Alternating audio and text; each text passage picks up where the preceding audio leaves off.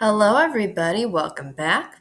Today, we're getting into a little bit of how we think. So, we're going to talk about the reliability of our memory, but also talk a little bit about how we think and organize our thoughts and some of our memories. And this has to do with what we call schemas. So, let's get on to it. So, I want you to think about a few things. What comes to mind when I ask you your favorite sports team? Or just when you're first asked to name a sports team? What comes to mind when I ask you to think of a college? So just name a college. And what comes to mind when I ask you to think of a kind of dog? I bet that a lot of you kind of came up with things like the Bucks, Green Bay Packers. For colleges, things like Madison or things like Harvard. And then for dogs, probably like your standard lab or golden retriever, right? So what I just demonstrated here is something called a concept and a prototype. So when we think about how we organize our thinking, we use things called concepts. Concepts are our mental representation of categories. So if you think of our brain as a filing cabinet, concepts contain it's like the big file on a category of things. So it could be, similar events, similar objects, people, etc. Right? So a concept could be types of cars or automobiles. Types of sports teams, types of animals, types of dogs, etc. So concepts are just our mental representations of categories. So think filing cabinet, a particular category.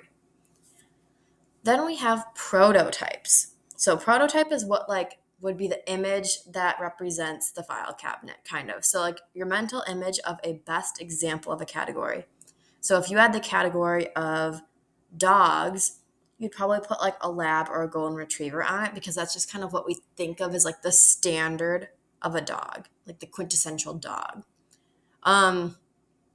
If you were to put the filing cabinet or concept of colleges, what would you put as like the label on that file? It would probably be like either Harvard, because we think of that as like the quintessential college, or because we're from Wisconsin, we probably think of Madison as like the big best example of a college. Same thing for sports teams. We'd probably put like the Bucks or Packers on there because we think of those as like the best example of a sports team of that category because we're from Wisconsin. And same thing when you're doing like, like maybe cars example. I'm not familiar on all the types of cars, but right, if you're doing like a prototype of car or maybe specifically like a truck, maybe it's like a Ford F-150 or something like that. So right, concept is like the category, and then prototype is like what comes to mind when you think of that category, like the quintessential or like the standard thing of that category. But like I said, prototypes could be different between different people because of our perceptual set, right? So what my go-to of what I think of when someone says dog, I might think of a poodle rather than a lab or golden retriever because that's the dog I had growing up. For you guys, your prototype of a college might be Madison because you're from Wisconsin. But for me, maybe it's Illinois because I'm from Illinois, or Marquette because that's where I went. Same thing, sports teams, maybe since I'm from Chicago, mine would be the Cubs and the Bears because that's what I grew up with. So you can think of how our perceptual set or our previous experiences color what our prototypes or kind of what our best example of a category is. All right, so this all connects down back to that top-down thinking. So now when you put together concepts and prototypes and all these things for a category or an idea, this equals our schema. And a schema is defined as a concept or framework for how we interpret information. So schema, just think of it as like concepts, prototypes combined. It's like your mental filing cabinet of all these things. So, all right, again, think of a category. It's going to have a best fit. It's going to have a prototype, and then it's going to have all the different things within that category. That's your schema. So maybe the topic is the category is frozen desserts. Your schema is going to contain all the things within that category or that concept. So ice cream, gelato, Italian ice, sorbet, custard. Maybe the prototype is ice cream. That's kind of like the go-to for most people. But if you're in Italy, it might be gelato. If you're in Wisconsin, it might be custard. So now, what I want you to think of is draw a little picture, or at least a mental image of what a senior looks like. Now, some of you might draw a senior citizen. Others of you might draw a senior in high school. I'm betting most people are going to draw a senior in high school because, again, your prototype, that's what you are primed with and what you are surrounded with in your experiences usually. But if you're someone who hangs out with grandma a lot or probably works as like a CNA in Shorehaven, maybe you're more likely to put a senior citizen as your picture because that's what you're primed with more, right? Again, all influenced by our perceptual set, which we said again is your mental predisposition to perceive one thing and not another. Again, some of you might be more likely to perceive senior as an old person. Some of you might be more likely to perceive it as a senior in high school. I don't know. Right? Remember that rat man. When you're primed with images of animals, you're more likely to see it as rat. When you're primed with images of people, more likely to see it as a human.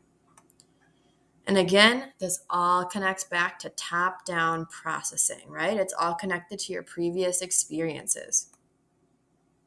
There's also hierarchies in terms of concepts. We have, you can kind of see when we look at schema network of like, your whole filing cabinet, you can think of like superordinate as like the broad general categories, basic level gets more specific, and then subordinate gets real specific.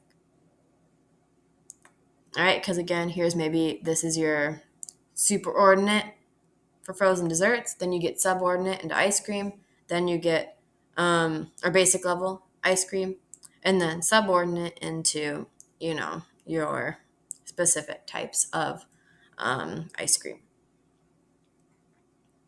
Now, you see here, some people might make the mistake, a lot of people did in Illinois because they're not cultured on custard versus ice cream, and say that, Culver's custard is ice cream, right? But it's not. Now we see here this connects to something we call assimilation versus accommodation with our schemas. Assimilation is when we take in new experiences and kind of just shove them in with our existing experience. So, for example, if you were from Illinois and then you tried Culver's custard for the first time, so I'll take my example. I'm from Illinois. I always grew up with ice cream, but then I had Culver's. And I probably mistakenly called that ice cream too, despite it being custard.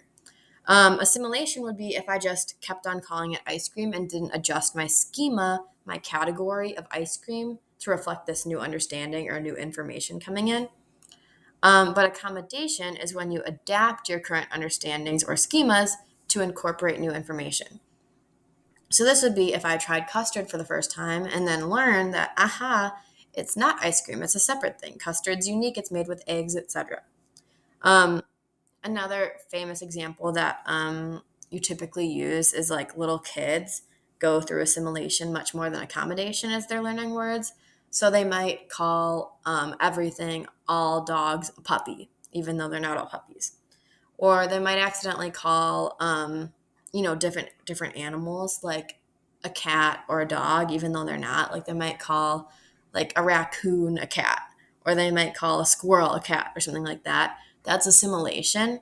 You're kind of like shoving everything with your existing schema. But if you realize that like a skunk, a squirrel, a raccoon, those aren't types of cats or dogs, right? Those are their own animals. That would be accommodation. You kind of like create new categories and new schemas rather than shoving them into the existing ones.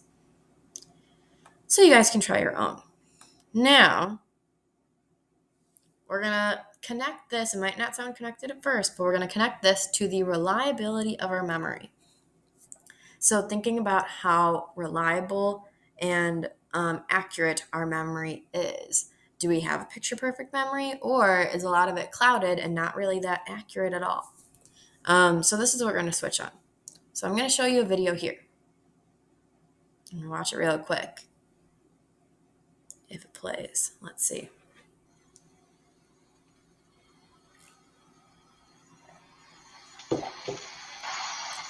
Ooh, dang, look at that. Okay. So now, if I were to complete this in class, I would hand you out a survey.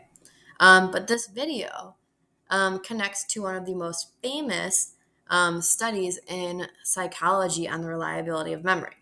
So what happens is participants are shown this video and then given a little survey to fill out about what they saw. And they ask them different things like, what color the car is, what time of day it is, like yada, yada, yada, some basic stuff. And then they ask them how fast they think the cars are going. But what we're going to see is that everyone's given pretty much identical surveys, except about one word is changed in one question. And the question that the wording is changed in is the one asking how fast those cars were going. And we're going to see here that it changes. Some people were asked how fast were the cars going when they contacted one another. Some people were asked how fast the cars were going when they hit one another, etc. Some people were then asked how fast those cars were going when they smashed into one another. This is what we call a leading question. So it's something that is kind of pushing you or directing you, encouraging you to answer in a certain way. It's kind of a biased question, you might say. So you might notice that someone who was asked how fast the cars were going when they smashed into one another, they find out that those people estimate the speed that those cars were going as much faster than someone who was asked how fast they were going when they were contacted or when they bumped one another. Because if you think about it, the word smashed is going to activate your schema of a car accident that's really bad, right? Your prototype, your schema is going to be like something really, really, rough, and probably cars that were going really fast when they collided into each other. But if you said bumped or contacted, right, you're just thinking like a little fender bender is what your schema is being activated. And again, this is what they found, that on average, between contacted and smashed, there's about a 10 mile per hour difference in the speed that people are estimating. So again, proving leading questions connecting back to schemas and prototypes. Now they did another experiment. And I will note it's really important to note that this is Elizabeth Loftus. Loftus and Palmer are the two psychologists who did this study. It's really important to note that because those are important people to know. But what they did is they did a second study in which they asked people, in addition to the thing about like how fast they were going, they also asked them another question and said, was there broken glass? And they also found that people who were in the smash category had their schemas of a bad accident and were also more likely to claim that there was broken glass there when there wasn't. Because again, what does your schema of a bad accident, of smashed, mean? It's probably going to activate that idea of a really bad accident with there being glass when that's not the case in real life. So again, what this experiment proves, that our memories are not so reliable potentially. So Loftus and Palmer, Elizabeth Loftus, this kind of supports the theory of what we call reconstructive memory. Kind of the idea that like when we don't have all the information in our actual memory, our brain likes to, you can even think of like closure, gestalt, right? We like to fill in the blanks. So when we don't have all the information, our brain fills in the gaps using our schemas and things that we already have, right? Top-down processing, using things that we already have in our brain to kind of fill in those gaps. So we use schemas to fill in the blanks, right? And yes, this is more efficient. Our brain wants to be fast, but in some cases, this creates false or misconstrued memories. But we see this here, right? Look at this. You guys can read this. It's all jumbled up, but again, your brain can fill in the blanks and put it together. Again, this is all thanks to top-down processing. Now, this idea of using leading questions connects to something called that Elizabeth Loftus brought up called the misinformation effect. So again, Elizabeth Loftus, note that she's really important with this theory. So the misinformation effect is the impairment in memory for the past that arises after we are exposed to misleading information and incorporate it into our memory of an event.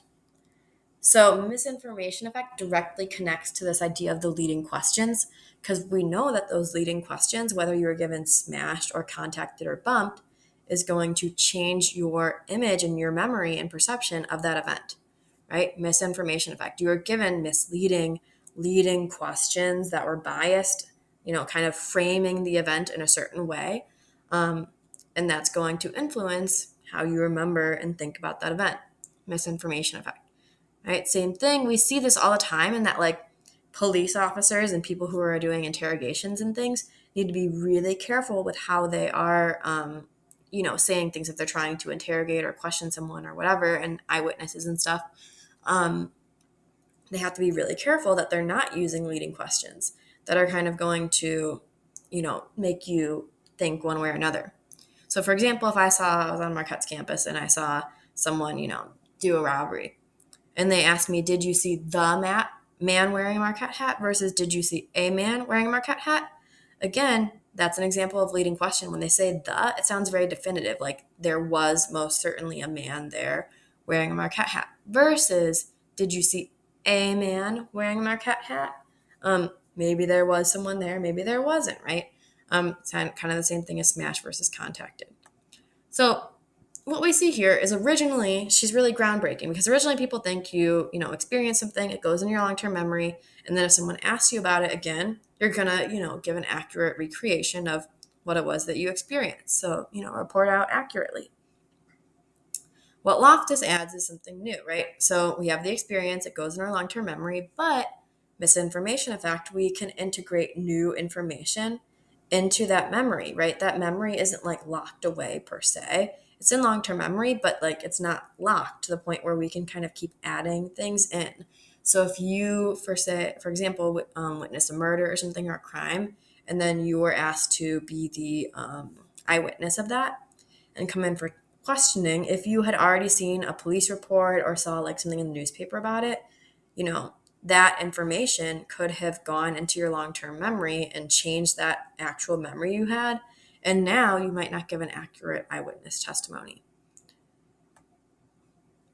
So we'll end by talking about one last term that connects to this idea of like, reliability of memory. So this is called source amnesia. So this is something that even when we were talking about, a few of us I noticed mentioned this when we were talking about our earliest memories. Some people were like, yeah, I think I remember this memory, but also I'm not sure if it's like I just remember it because someone told me about it or like I saw it in a picture. So I can't remember if I actually remember that. It's kind of like this. Source amnesia is the inability to remember where, when, or how previously learned information has been acquired while retaining the factual knowledge. So you might have like the accurate story or something, but you're not correct about like where you got it from.